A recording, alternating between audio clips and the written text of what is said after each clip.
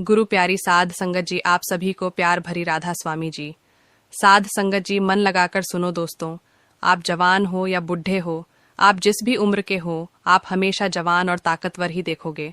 केवल आपको गौतम बुद्ध ने बताई, केवल एक चीज को खाना होगा। वह चीज कौन सी है? चलिए जानते हैं। कहानी के माध्यम से जीवन का सबसे कीमती धन क्या होता है। एक शिष्य ने अपने गुरु से सवाल किया। गुरु ने इसका उत्तर देते हुए जवाब दिया कि चाहे मेरे पास पैसे ना हो, चाहे रहने के लिए छत भी ना हो, चाहे कोई सुख सुविधाएं ना हो, लेकिन अगर मेरा शरीर स्वस्थ है तो मैं दुनिया का सबसे धनवान आदमी हूँ। शिष्य ने पूछा कि गुरुदेव, आपकी उम्र 100 साल को पार कर चुकी है और फिर भी आप इतने स्वस्थ हैं। आपकी बुद्धि बड़ी ही तीव्र है और आपका चेहरा भी सूर्य की तरह चमकता रहता है और वहीं पर आपके बदन से भी चंदन की जैसी खुशबू आती है। शिष्य ने कहना जारी रखा कि गुरुदेव, मेरे मन में बहुत बार आया है कि मैं आपसे इसका रहस्य जानूं, लेकिन संकोचवश मैं आपसे पूछ नहीं पाता हूँ। कृपा करके आज मुझे वह साधारण से नियम बताने की कृपा करें जिनसे मैं भी आपकी तरह स्वस्थ और निरोगी रह सकूं। नियम अगर आसान होंगे गुरुदेव, तो उसका अनुसरण मेरे माता पिता भी कर पाएंगे, क्योंकि वह बूढ़े हो चुके हैं और वह बहुत जटिल प्रक्रिया नहीं अपना पाएंगे। तो कृपया करके साधारण से तरीके बताना, ताकि कोई भी ग्रस्त आदमी उन नियमों का पालन कर सके। गुरुदेव ने कहना आरंभ किया। सबसे पहले उन्होंने बताया कि सबसे पहले तुम्हें पाचन तंत्र की क्रिया को समझना होगा। जो भी आयुर्वेद का विद्वान होता है, वह यह जानता है कि अगर आपका पाचन तंत्र लगातार भोजन पचाने में लगा हुआ है, तो स्वाभाविक है कि ऊर्जा की एक खास मात्रा आपके भोजन को पचा रही है। इसी कारण ज्यादा भोजन करने के बावजूद आपका दिमाग और आपका शरीर अपने बेहतरीन स्तर पर काम नहीं कर पाता। तुमने देखा होगा कि भोजन करने के बाद जब पाचन प्रक्रिया शुरू होती है तो हर जानवर नीचे बैठ जाता है। वह बस बैठ जाते हैं, क्योंकि दूसरी चीजों के लिए पर्याप्त ऊर्जा नहीं बचती है, चाहे वह मांसाहारी हो या शाकाहारी हो।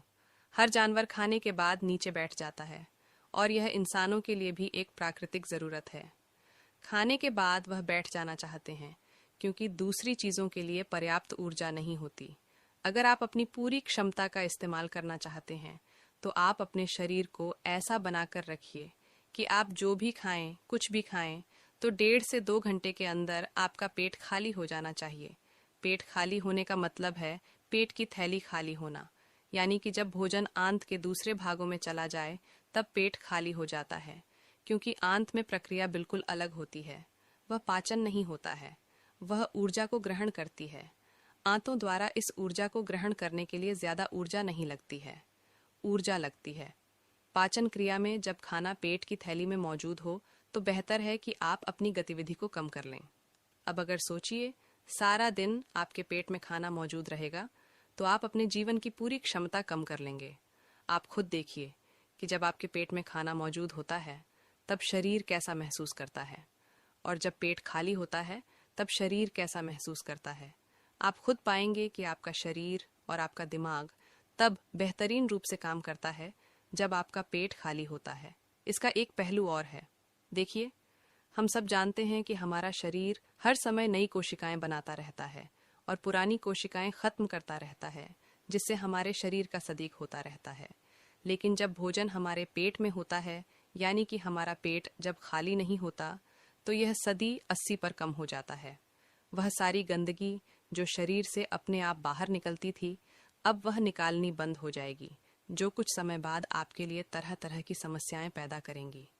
देखिए, योग में पेट का हमेशा साफ रहना बहुत ही महत्वपूर्ण होता है।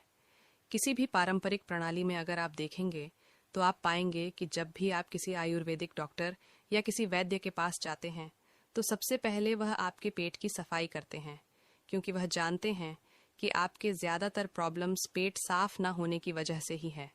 सिर्फ एक दिन के लिए अपने पेट को पूरी तरह से साफ करने के बाद महसूस करें कि आपको कैसा महसूस होता है। आप अपने अंदर बहुत हल्का और सुंदर महसूस करेंगे। हर दिन आपको इसी तरह महसूस होना चाहिए। आमतौर पर पारंपरिक रूप से घी को पहले निवाले के रूप में खाया जाता है।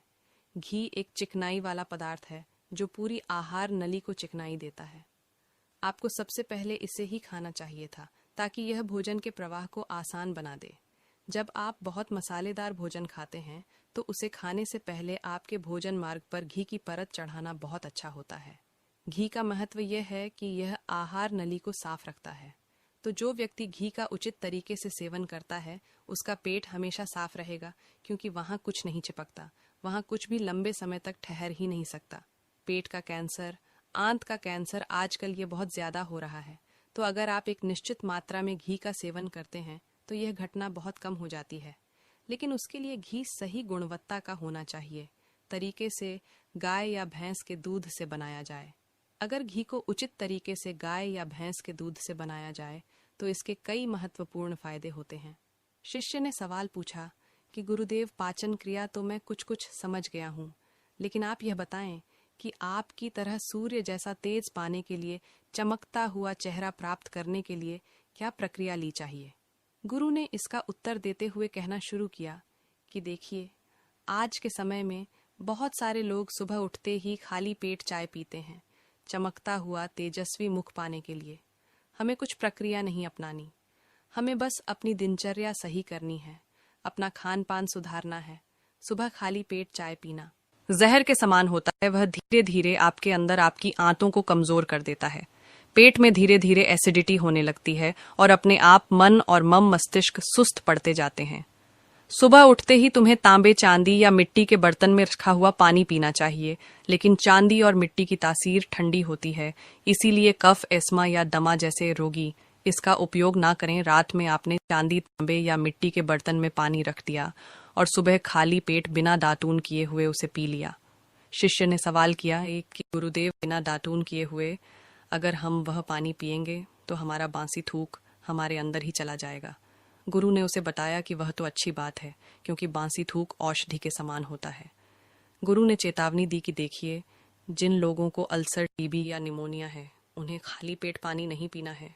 तांबे के बर्तन में रात में रखे हुए पानी में उसके संस्कार मिल जाते हैं, तांबे के गुण उस पानी में आ जाते हैं और वह तांबे हमारे शरीर में जाकर बहुत से लाभकारी फायदे करता है। गुरु ने चेतावनी दी कि अगर मजबूरी ना हो तो प्लास्टिक की बोतल में कभी पानी मत पीना, क्योंकि प्लास्टिक की एक ऐसी संरचना होती है, जब वह गर्म तापमान पर आता है तो प्लास्टिक धीरे धीरे पिघलना शुरू हो जाता है, और जब वह बहुत बारीक स्तर पर पिघलता है तो उसके कारण उस पानी में मिल जाते हैं, जो हमारे शरीर में जाकर कैंसर का कारण बन सकते हैं। देखिए, यह पानी पीने के बाद, अपना पेट अच्छे से खाली करने के बाद, आप आंवला और सब्जियों का रस पी सकते हैं।